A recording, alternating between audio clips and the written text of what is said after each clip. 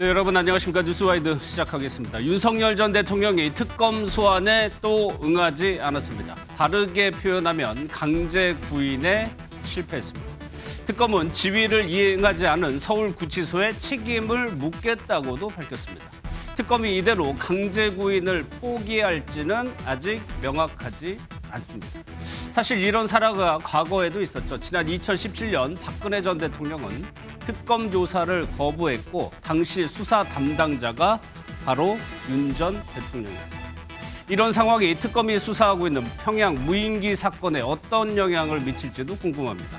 압수수색 영장에 적시된 일반 이적죄를 적용할 수 있는 건지, 반대로 휴전 상태에 있는 적국을 상대로 한 군사 작전에 처벌이 가능하냐는 의문도 나오고 있습니다.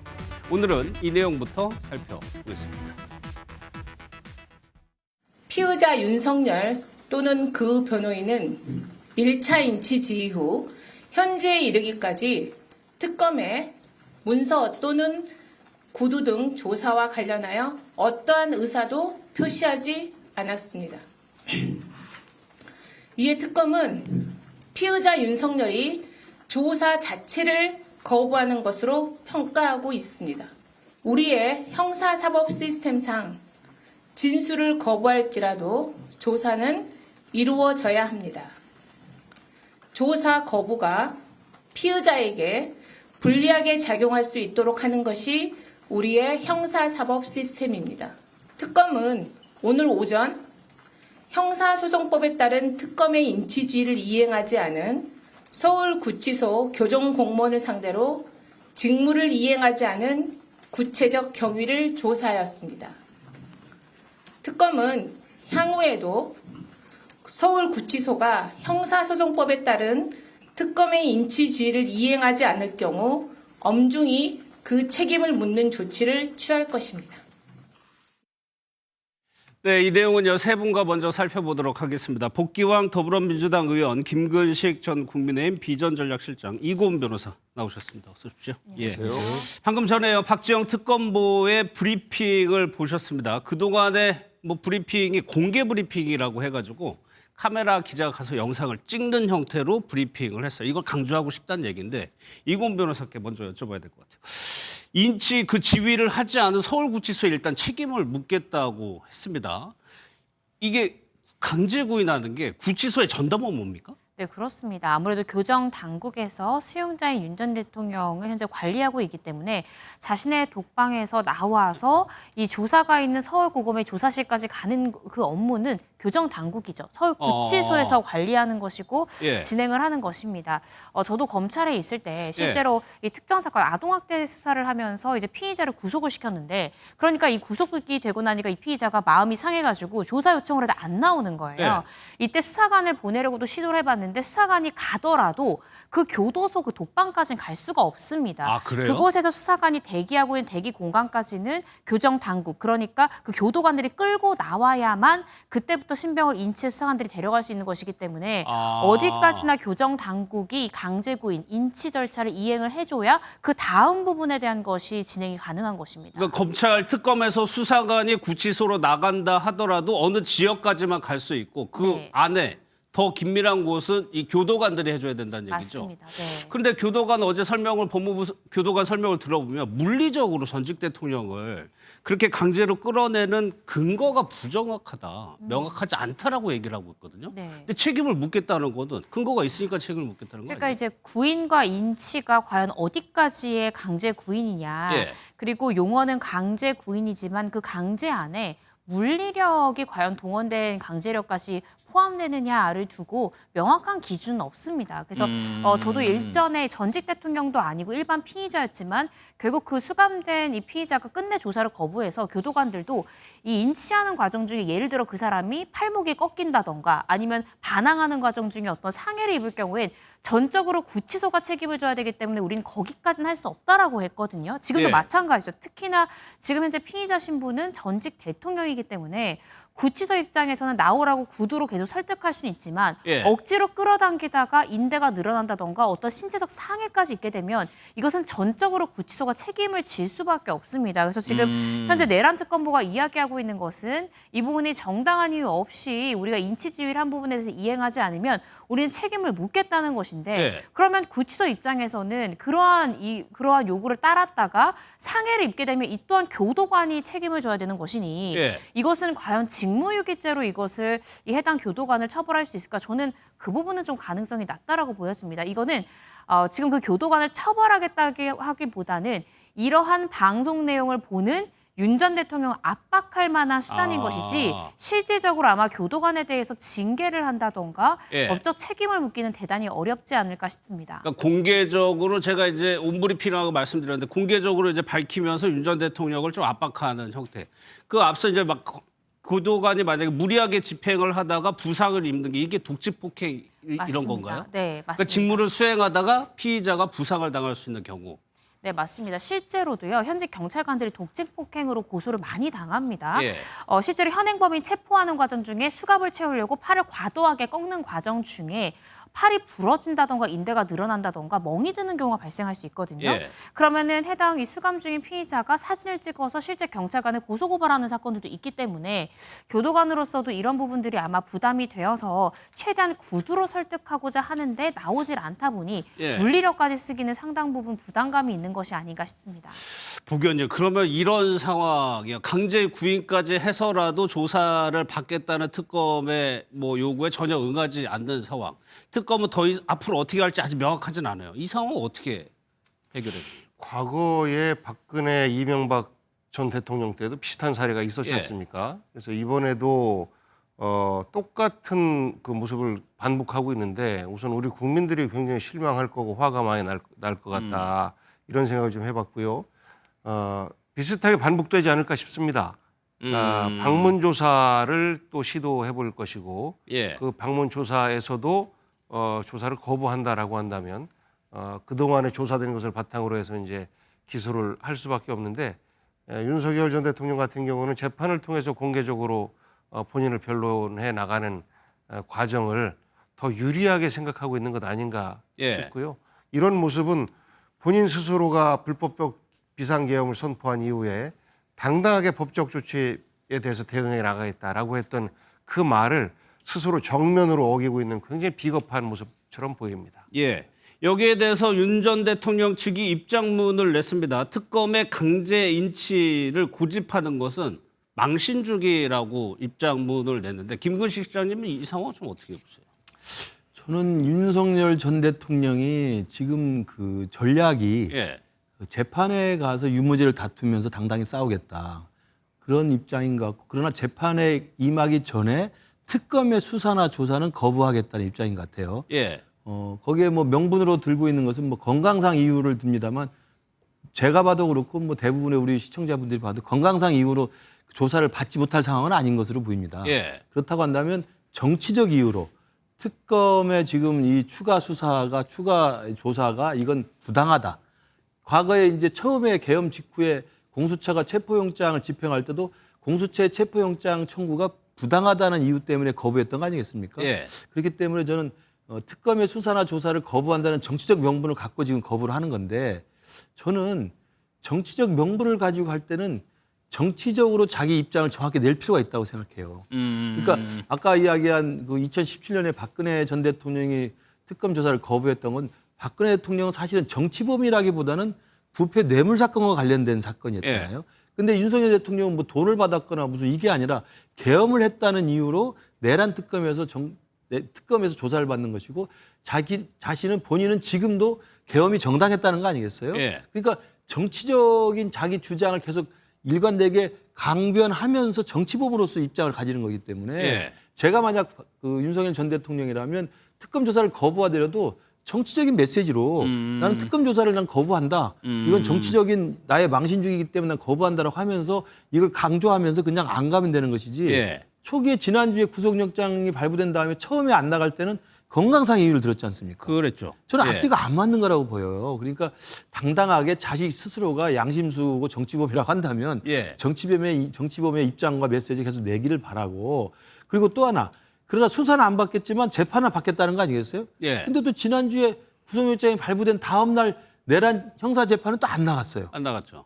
그건 그냥 제가 볼 때는 그냥 화가 나서 안 간 거예요. 구속이 되니까. 예. 그러니까 일관성이 없어요. 저는 정말 윤석열 전 대통령을 지지하지 않지만 윤 전 대통령을 지지하는 그 윤 어게인 세력이 있다면 그들한테라도 당당하게 일관된 메시지를 주기를 그래야만 정치범 소리를 최소한이라도 들을 수 있다고 생각합니다. 예. 윤 전 대통령 측에서 입장을 낸 부분은 요거 한번 볼까요? 전직 대통령 두 분도 수사기관이 구치소를 방문해서 조사를 시도를 했었다. 이 부분인데 특검의 입장은 뭐냐면 진술을 안 해도 된다. 그런데 조사는 해야 된다. 그리고 그 조사는 특검 조사실에서 해야 된다는 거거든요. 그러니까 특검 조사실에 나오느냐 아니면 특검이 구치소로 가느냐. 특검은 구치소 못 간다는 거잖아요. 네. 이러면 또 어떻게 해야 돼? 그러니까 저는 이게 구태여 이렇게까지 해야 되는가라는 생각이 예. 드는 거예요. 왜냐하면 예를 들어서 억지로 윤 전 대통령을 끌어와서 조사실에 앉힌다 한들 진술을 하겠습니까?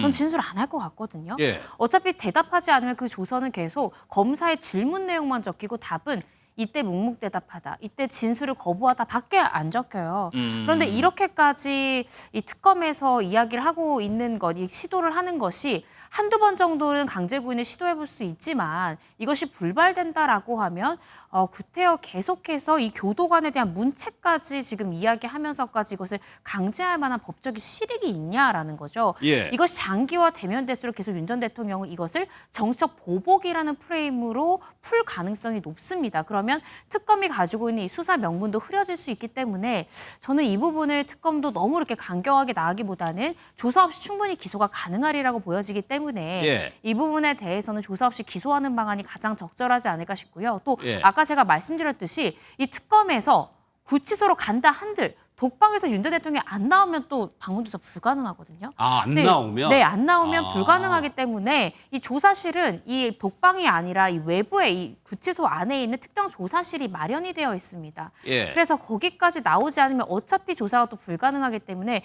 제 생각에는 특검이 만약에 전격적으로 방문 조사를 단행한다 하더라도 전 윤 전 대통령이 조사실까지 안 나올 가능성도 있을 것 같거든요. 그러네요. 예, 특검 수사 자체를 지금 거부하겠다라는 것이 큰 줄기인 것 같아서 예. 이제 특검도 한번 전격적으로 방향을 조금 바꿔봐야 되는 시점이 아닌가라는 생각이 듭니다. 예, 보견님.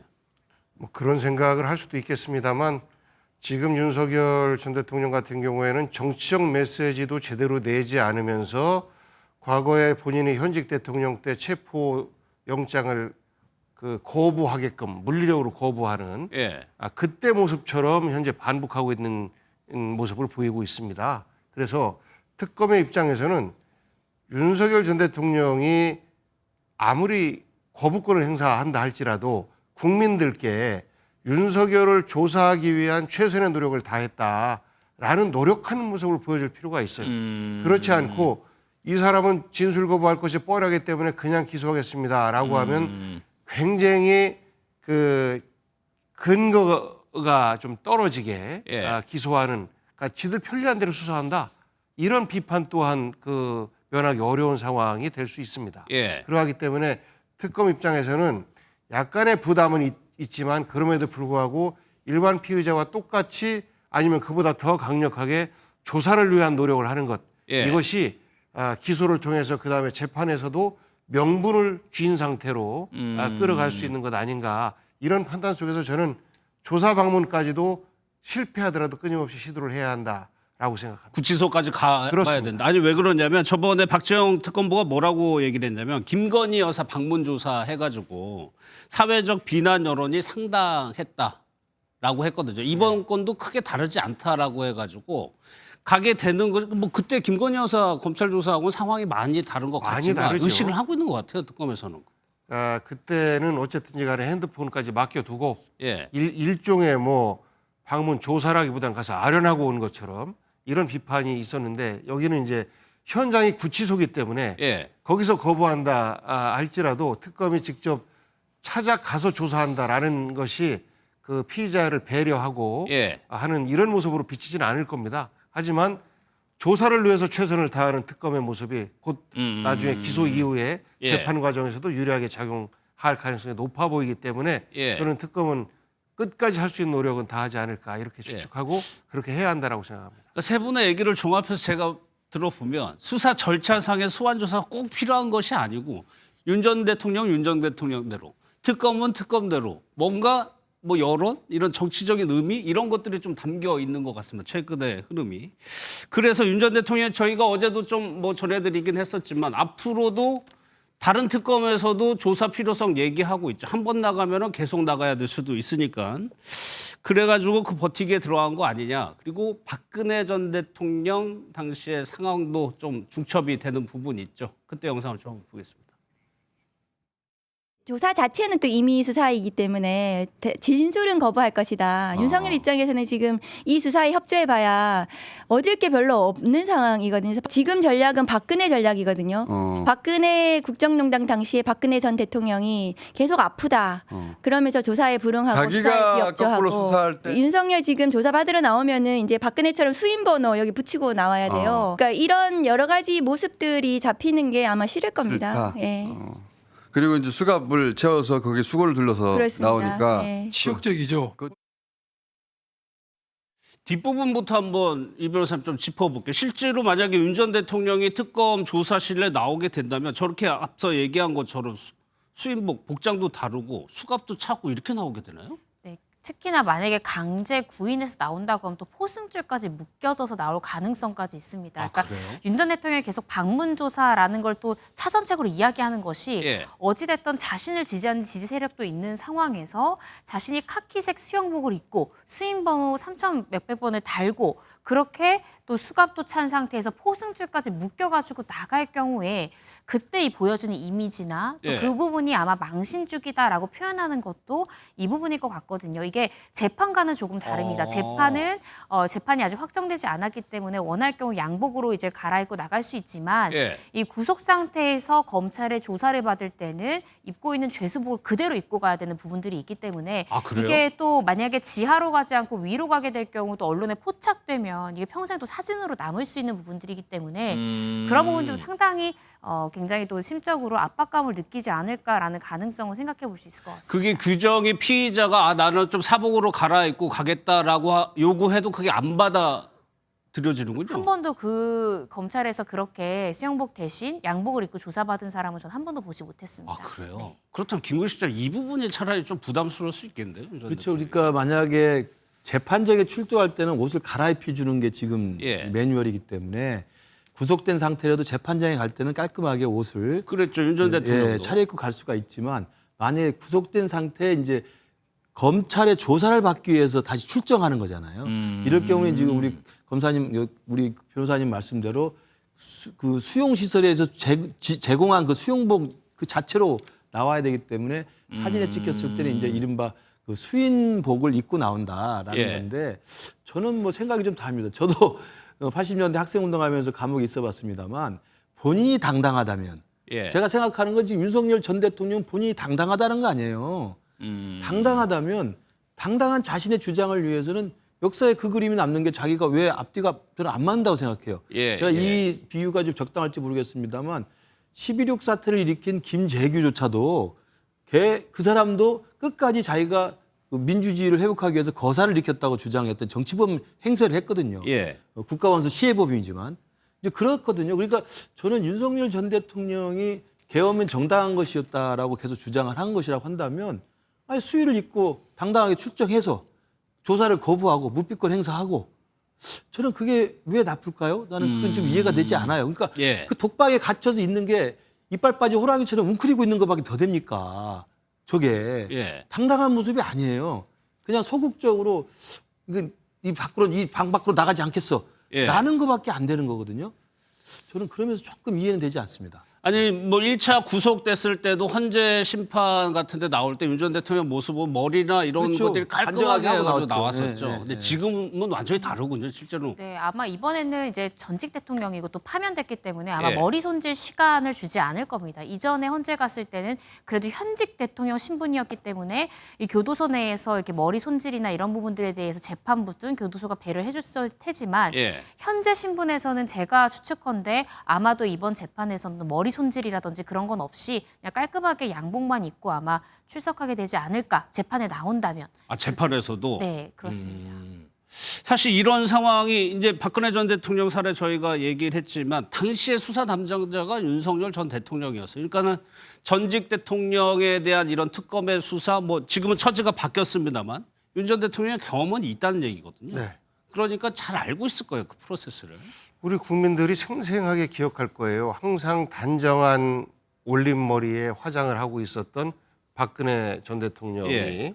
구속되어서 조사받으러 나올 때 그 수의를 입고 그리고 맨 얼굴로 나오는 예. 그 모습을 기억을 하고 있을 것이고 또 이명박 전 대통령 같은 경우에도 수의복을 입고 그동안은 건강하게 활동하시던 분이 갑자기 아까 자료 화면에 나온 것처럼 제대로 걷지도 못하는 것처럼 예. 벽을 잡고 천천히 걷고 뭐 이런 엄살을 부리는 이런 모습들을 보였었고 그것들이 실제 지지자들의 입장에서 볼 때는 가슴 아플 수 있겠죠. 예. 그런데 아까 김근식 교수님 말씀하신 것처럼 본인이 정말 대한민국을 위해서 불가피하게 비상계엄을 했다라고 지금 주장하는 것처럼 그것이 본인의 확신이라면 저는 당당하게 겉모습에 연연하지 말고 그리고 대한민국의 시스템을 존중하면서 예. 저는 본인의 주장을 하는 것이 그게 제대로 된 정치범의 모습이고 국민들이 기대할 때 그래도 잘못했어도 대통령 할 만한 사람이었다라고 평가하지 않겠습니까? 그런데 지금 같은 경우는 그러한 모습은 또 본인이 수사를 할 때 박근혜, 이명박 전직 대통령들의 모습들을 봤기 때문에 그 모습은 또 보이는 것이 싫고 예. 부끄러움으로 남을까 봐 그러면서 아무것도 없이 메시지도 없이 독방에 숨어서 웅크리고 있는 것 이것에 대해서는 저는 국민도 그렇고 우리 역사도 그렇고 매우 박하게 평가할 수밖에 없는 모습이고 예. 저는 지금이라도 대한민국의 혼란을 좀 줄이기 위해서 예. 대통령까지 했던 사람이니까 저는 적극적으로 수사에 응하고 이 문제가 우리 진영 간의 갈등 때문에 빚어진 본인 스스로가 정치적 희생자다라고 예. 한다면 나중에 그 진영의 갈등 속에서 이러한 그 잘못된 판단을 내린 대통령까지 나왔지만 이 또한 본인의 잘못뿐만 아니라 잘못만이 아니라 이 극단적인 정치적 어떤 갈등 속에서 빚어진 희생이었다, 안타까움이었다라는 평가라도 본인이 받고 싶다라고 한다면 예.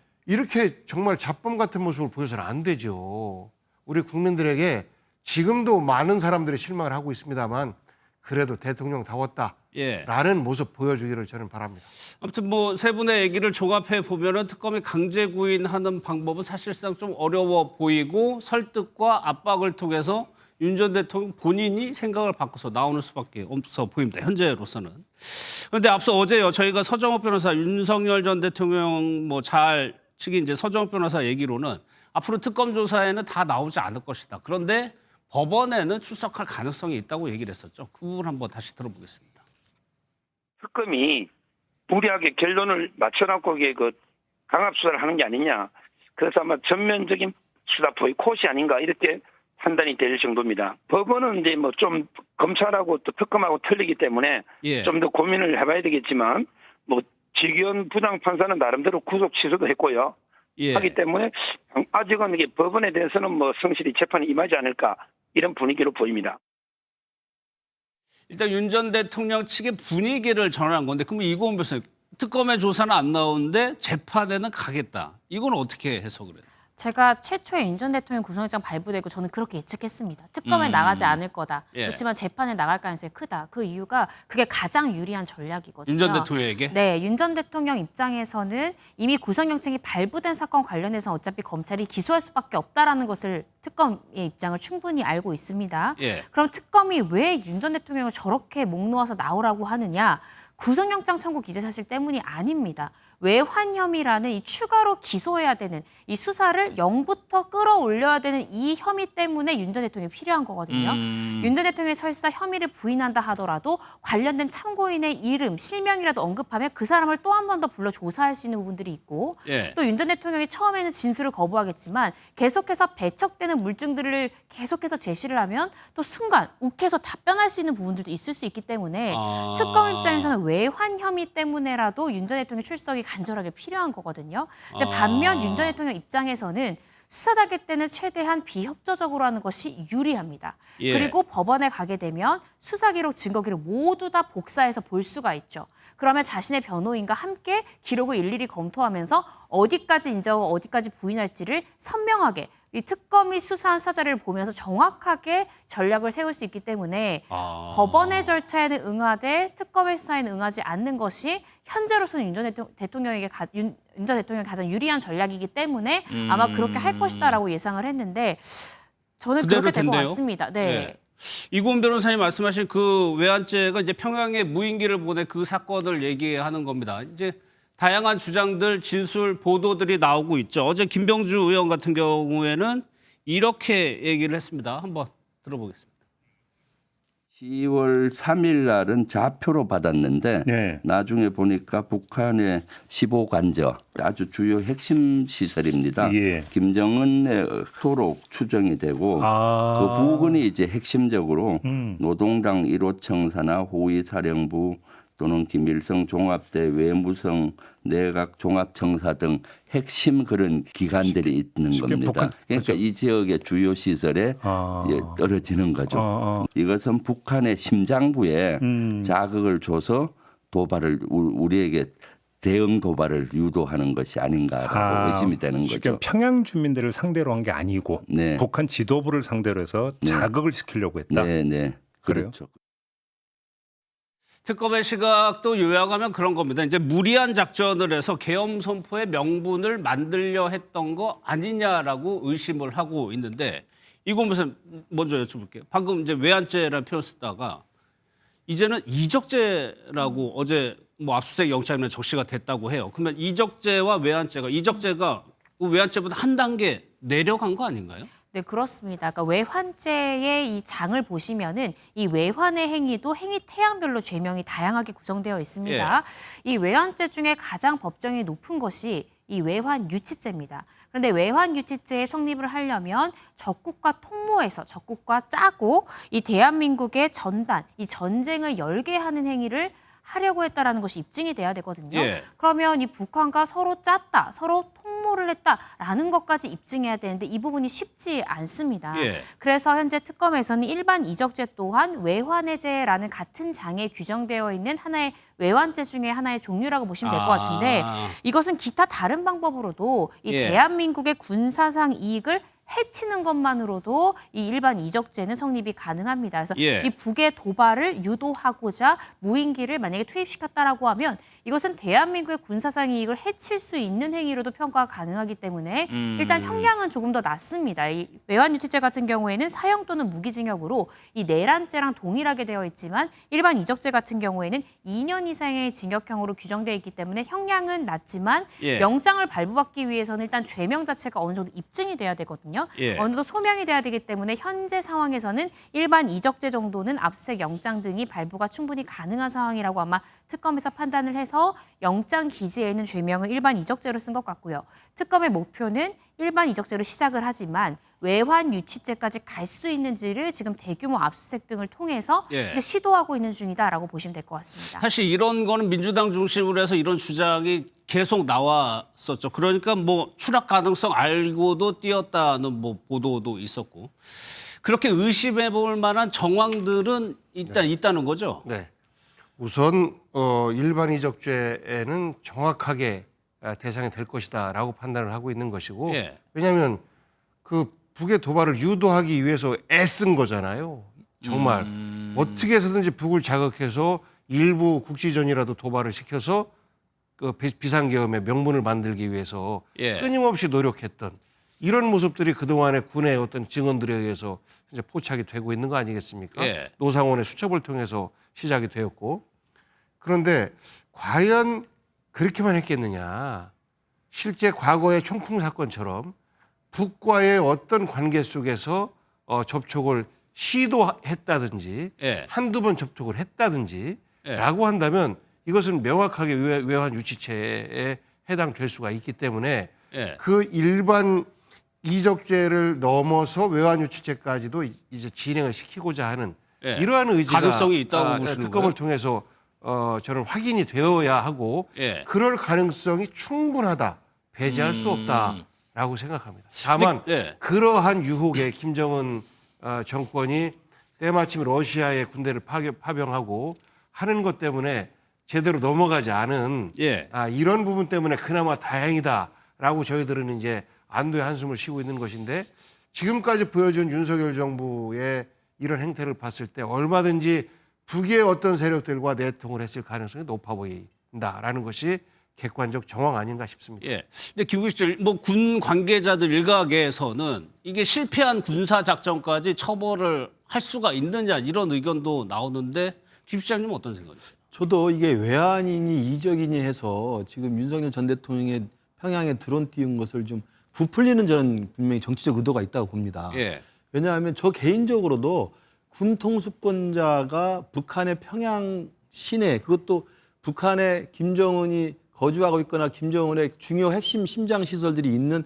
핵심 복판에다가 무인기를 띄우는 것 자체는 무리한 도발일 수 있거든요. 예. 도발을 유도하는 것이기 때문에 합리적인 군 통수권자로서는 선택하지 않을 그런 전 방책이라고 보는데 어찌됐든 그걸 했다고 한다면 과도한 굉장히 위험성이 높은 리스키한 군사작전을 한 것은 분명히 맞아요. 예. 그런 면에서는 비판받아 마땅하지만 그건 군 통수권자의 결정 사항입니다.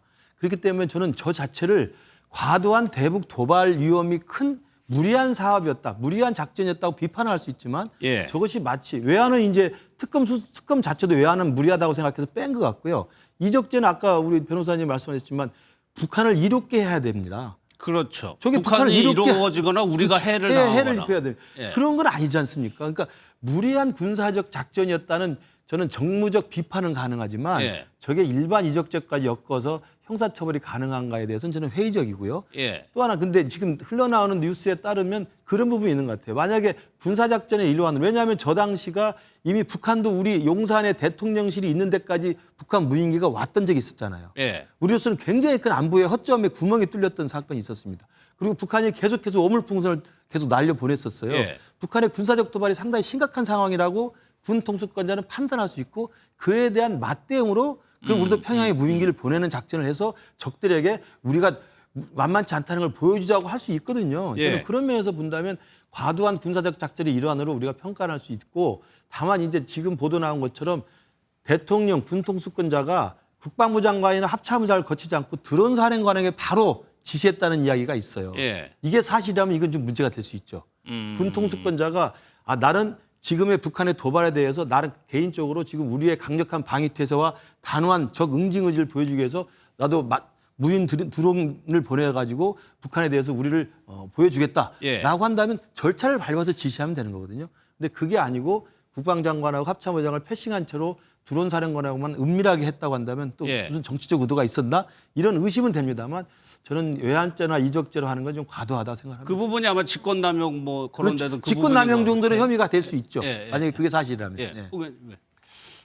아니 정상적으로 군사 전문가가 아니잖아요. 대통령은. 예. 이럴 때에는 남북 간의 안보 대치 상태 속에서 우리가 예를 들어서 북이 미사일을 날렸다. 이럴 때 우리가 무엇을 하는 것이 그 북의 행위에 대해서 우리의 정당한 대응일까? 예. 군사적으로 볼 때 이건 군사 전문가들이 판단을 하고 이런 정도 범위 내에서 우리가 할 수 있습니다. 라는 권위를 받아서 판단하는 거예요. 그런데 이건 아니지 않습니까? 말씀하신 것처럼 북의 어떤 삐라에 대해서 우리가 대응을 하고 했던 것하고 다르게 이건 수차례 걸쳐서 도발을 했다라는 예. 것들이 밝혀지고 있고 명령체계도 뛰어넘어서 예. 진행되었다라는 것이 밝혀지고 있어요. 점점. 그런데 이런 것들이 만약에 백일화에 드러났을 때 윤석열 개인이 져야 되는 그런 어떤 그 부담, 예. 처벌받을 부담 이런 것들 때문에 최대한 입을 다물려고 하는 건 아닌가 싶어요. 그래서 예. 제가 볼 때는 그 행위 자체가 우리 군을 위태롭게 했었고 최소한 우리가 갖고 있는 그 무인기의 성능이라든지 이런 부분에 대해서 북이 이미 분석했을 거 아닙니까? 이것만 해도 정당하지 않은 공격 방법을 통해서 우리의 군사적인 그 이익을 북에 노출하는 것이랑 마찬가지이기 때문에 일반이적죄 적용은 저는 뭐 충분하다라고 보고 다만 이것이 북과의 일부의 내통이 있었느냐 없었느냐가 저는 핵심적인 분야 아닌가 싶습니다. 그러니까 가능성을 뭐 제기하고 정황을 뭐 보도하고 가능해요. 근데 이것이 혐의로 입증이 되느냐 마느냐 또 다른 문제인 것 같거든요. 네, 그렇습니다. 근데 분명한 건요. 지금 이 법조문을 보시면 이 대한민국 군사상 이익을 해하거나 아니면 적국의 군사상 이익을 공여한 자기 때문에 무조건 북한에 도움이 돼야 되는 것까지 구성 요건이 아닙니다. 우리 대한민국의 군사상 이익이 해치기만 해도 둘 중에 하나군요. 네, 둘 중에 하나입니다. 그래서 A or B 이러한 구성 요건이기 때문에 이 대한민국 군사상 이익을 해칠 가능성이 있는 그런 무인기에 대한 이런 시도였다면 이것은 일반 이적죄에 해당할 가능성이 대단히 높습니다. 그리고 이 북한에 무인기를 보낸 것이 우리의 어떤 군사작전이나 치밀한 계획하에 이루어진 것이 아니라 정말로 비상계엄이라는 것을 선포하기 위한 명분을 마련으로 했다면 이것은 북한을 도발해서 어쩌면 전쟁까지도 올 수 있는 위험에 빠질 수도 있는 부분이기 때문에 이것은 대한민국 군사상 이익을 해한 것으로 평가할 가능성이 높지 않을까 싶습니다. 이 변호사님은 이적죄 관련해서는 적용 가능성이 좀 높다고 보시는 거네요. 근데 앞서 말씀하신 것이 이것이 내란 특검에서 어떻게 보면 좀 새롭게 밝혀지지 않은 부분을 수사하고 있는데 윤 전 대통령은 오늘 입장문을 보면은 보고받지 못했다라고 얘기를 하고 있어요. 그러니까 특검 입장에서는 이 혐의를 좀 밝히기 위해서는 윤 전 대통령의 조사가 반드시 필요한 상황이라는 거죠. 조사에 응하면 훨씬 더 좋겠죠. 그렇지만 계속해서 끝내 불응한다고 하면 결국 윤 전 대통령의 진술 없이 지금 여러 가지 지금 증거들이 쏟아지고 있지 않습니까? 군 장성의 녹취록을 통해서 이것은 V의 지시라고 나는 들었다. V가 이제 결국 윤 전 대통령을 이야기를 하는 것이죠. 이렇게 윤 전 대통령의 진술 없이 다른 군 관계자, 드론 관련한 이 관계자들의 진술로 채워져서 공소 사실이 구성될 가능성이 높습니다. 그런데 문제는 윤 전 대통령과 김용현 전 장관을 공범 관계로 지금 현재 보는 것 같은데 공범 관계로 공소장을 구성하려면은 양자 간의 공모 내용을 적시를 해야 돼요. 근데 두 사람이 입을 열지 않으면 구체적인 어떤 공모 내용이 있었는지 적시하기가 대단히 어려워지기 때문에 일단 특검 입장에서는 그 공모 내용의 진위 여부를 확인하고자 윤 전 대통령도 확인을 해봐야 되는 것이고 김용현 전 장관도 확인을 해서 이러한 이 무인기 작전 전에 어떠한 의도 하에 이런 것들을 지시했는지 이 부분에 대한 진술이 필요한 상황입니다. 두 사람의 진술이 필요하군요. 네. 그리고 오늘 특검에 뭐라고 얘기했냐면 구속기간 연장 없이 바로 기소하는 방안도 검토하겠다고 얘기를 했거든요. 이 상황이 윤 전 대통령 이 상황이 지속이 되면 이렇게 할 수밖에 없는 거 아닌가요? 네, 그거밖에 방법이 없습니다. 기억하시겠지만 이전에 공수처 때도 결국 구속 취소가 나왔던 것이 이 검찰로 사건이 넘어가는데 검찰에서는 당연히 구속기간이 한 차례 연장될 줄 알았다가 갑자기 연장이 불허가 되면서 급하게 기소를 해서 그 기간이 조금 여유롭지 못했던 부분들이 있잖아요. 그럼 특검 입장에서는 계속 윤 전 대통령이 조사를 미루고 하다가 이 또 기간의 문제 때문에 구속 취소라든지 여러 가지 또 이슈가 발생할 수 있기 때문에 결과적으로는 계속 시도하다가 불가능하다라고 판단했을 때는 일단 영장에 기재된 범죄 사실만으로 우선 구속 기소할 것으로 보여집니다.